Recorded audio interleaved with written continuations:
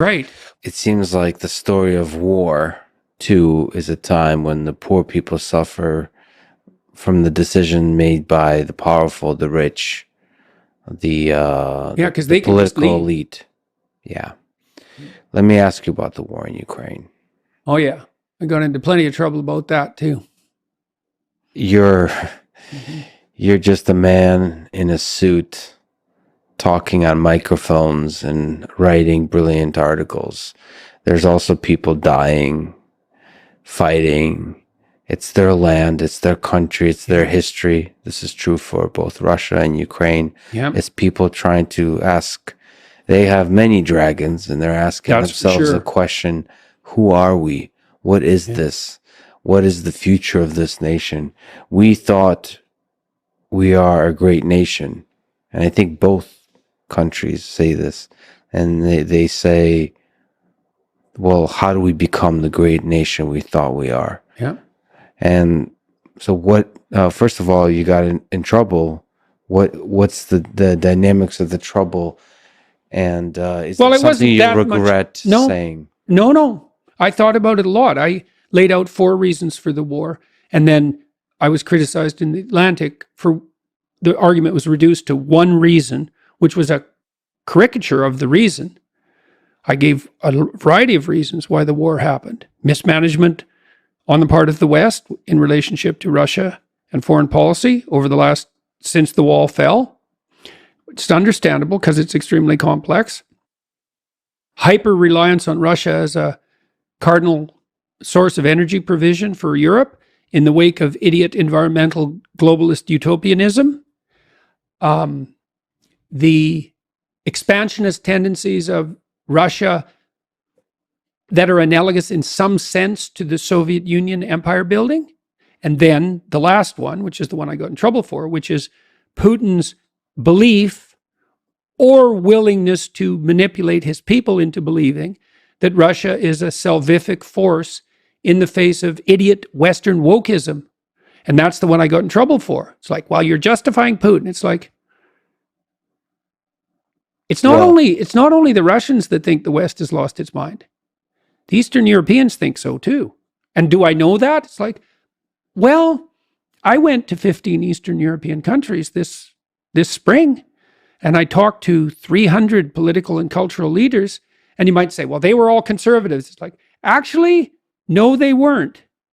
Most of them were conservatives, because it turns out that they're more willing to talk to me. But a good chunk of them were liberals by any stretch of the imagination. And a fair number of them were canceled progressives. Well, because you're very concerned about the culture wars that perhaps are a signal of a possible bad future for this country and for this part of the world, that reason stands out. And do you, sort of looking back at 4 reasons, think it deserves to have a place in one of the 4? Oh, because absolutely. Because it is, well, the 4 was bifurcated, because I said, look, Putin might believe this, and I actually think he does, because I read a bunch of Putin's speeches, and I have been reading them for 15 years.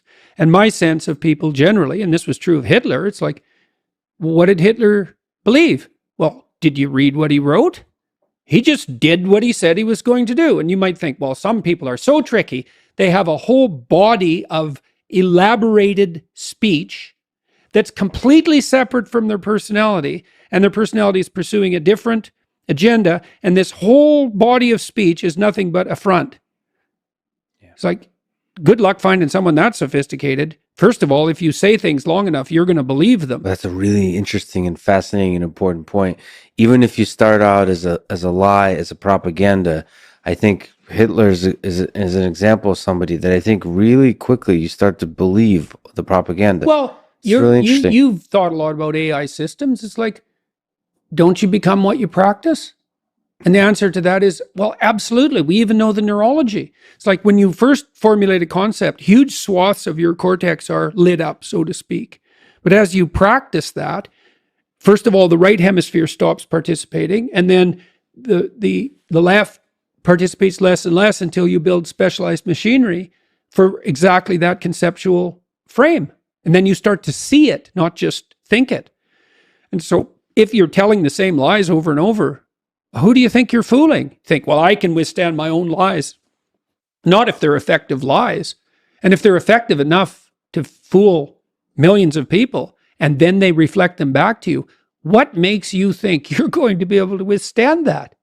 You aren't. And so I do think Putin believes, to the degree that he believes anything, I do believe that he thinks of himself as a bulwark for Christendom against the degeneration of the West. And that's that third way that Dugin and Putin have been talking about, the philosopher Alexander Dugin and Putin, for 15 years. Now, what that is very amorphous. Solzhenitsyn thought the Russians would have to return to the incremental development of Orthodox Christianity to escape from the communist trap. And to some degree, that's happened in Russia because there's been a return to Orthodox Christianity. Now, you could say, yeah, but the Orthodox Church has just been co-opted by the state.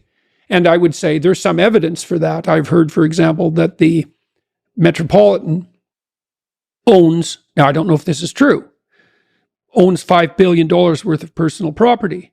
And I would say there's a bit of a moral hazard in that. And it's possible that the Orthodox Church has been co-opted, but there has been somewhat of an Orthodox revival in Russia, and I don't think that's all bad. Now, even if Putin doesn't believe any of this, if he's just a psychopathic manipulator, and unfortunately, I don't think that's true. I've read his speeches. It doesn't look like it to me, and he is by no means the worst Russian leader of the last 100 years. Well, there's quite a selection there. There certainly is. But, and I say that knowing that, even if he doesn't believe it, he's convinced his people that it's true. And so we're stuck with the claim in either case. And that's the point I was trying to make in the article. Sometimes I'm troubled by people that explain things. And a lot of people have reached out to me, experts, telling me how I should feel, what I should think about Ukraine. Oh, you naive, Lex, you're so naive.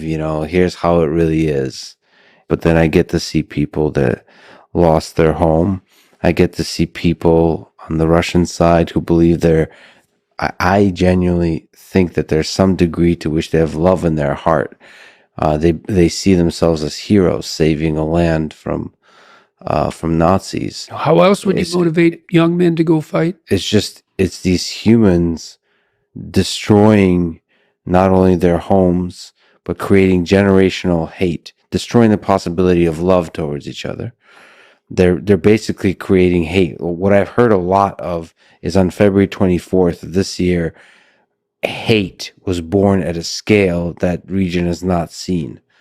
Hate towards not Vladimir Putin, hate towards not the soldiers in Russia, but hate towards all Russians. Mm-hmm. Hate that will last generations. And then you could see on just the pain there. And then when all these experts talk about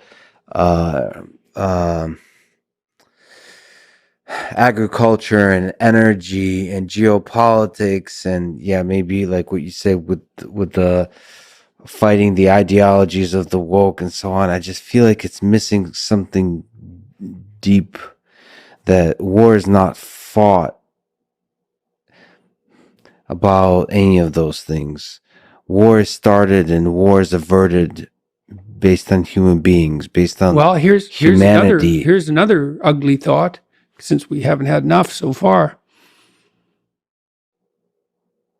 We locked everything down for COVID. How much face-to-face communication was there between the West and Vladimir Putin? How about none? Yeah. How about that was the wrong amount? Especially given that Europe was completely dependent on Putin for its energy supplies. Well, not completely, but you know what I mean. Materially and significantly. So maybe he had to go talk to him once every 6 months. Maybe he's in a bit of a bubble.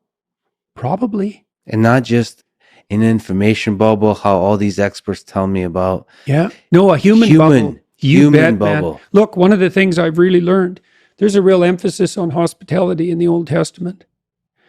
I just brought all these scholars together to talk about Exodus. Hey, I have this security team with me, and they're tough military guys, but they're on board for this mission, let's say.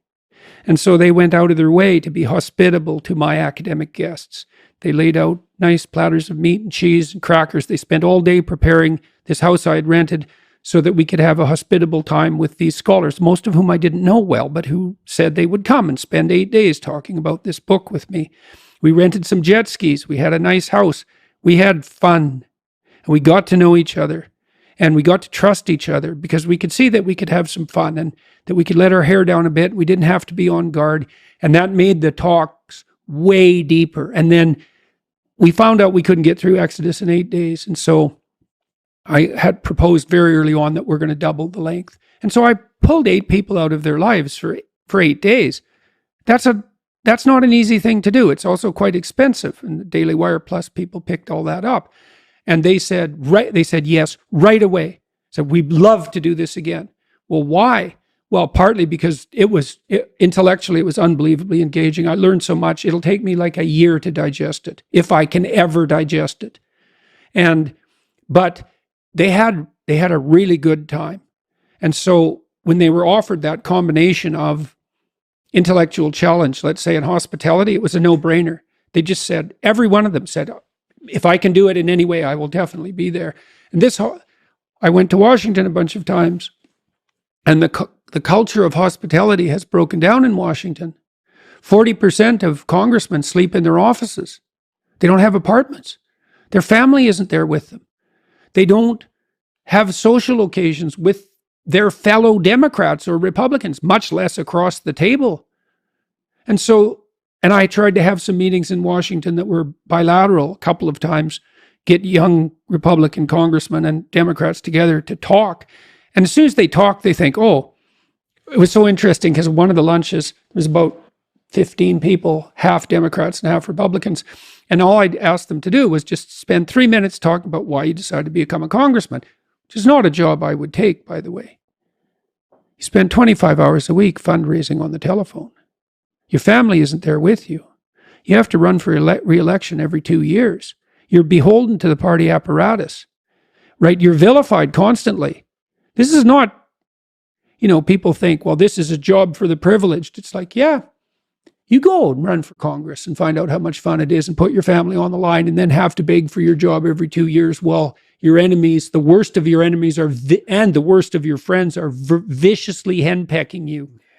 And so anyways, we had them all sit around a table and said, okay, just say why you ran for Congress. It was so cool, especially for a Canadian, because you Americans, you're so bloody theatrical. It's such something to watch. It was like Mr. Smith goes to Washington for every one of them. It's like, well, this country has given us so much. Our families have been we've benefited so much from our time here. We think this is a wonderful country. We really felt that we should give back. Then the next one would talk, and it was like exactly the same story. And then it didn't matter if they were Republican or Democrat. You couldn't tell the difference. No one could. And was it genuine? It's like, well, are you genuine? You think these people are worse than you? First of all, they're not. Second of all, they're probably better, all things considered. It's not that easy to become a congressman. And I'm sure there's some bad apples in the bunch, but by and large, you walk away from your meetings with these people and you think, pretty impressive. They really are giving a part of themselves in the name of service. Maybe over time, they become cynical and become jaded and worn down by the whole system. But I think a lot of it, could you imagine that, is healed, I think. And I don't think I'm in part naive, but not fully, that a lot of it is healed through the power of conversation, just basic social interaction. I do think that you bet, man, the effects of this pandemic, especially by listening, listen, just sitting there, and it doesn't have to be talking about the actual issue. It's actually humor and all those kinds of things, about personal struggles, all those kinds of things that remind you that you're all just humans. Yeah. Well, the great leaders that I've met, and I've met some now, they go listen to their constituents. It's not a policy discussion. It's not an ideology discussion. They go say, okay, what's your life like, and what are your problems, and Tell me about them. And then they listen, and then they're struck by them, and then they gather up all that misery and they bring it to the congressional office or to the parliament, and they think, here's what the people are crying out for. And the good leaders, that's a leader. Leader listens,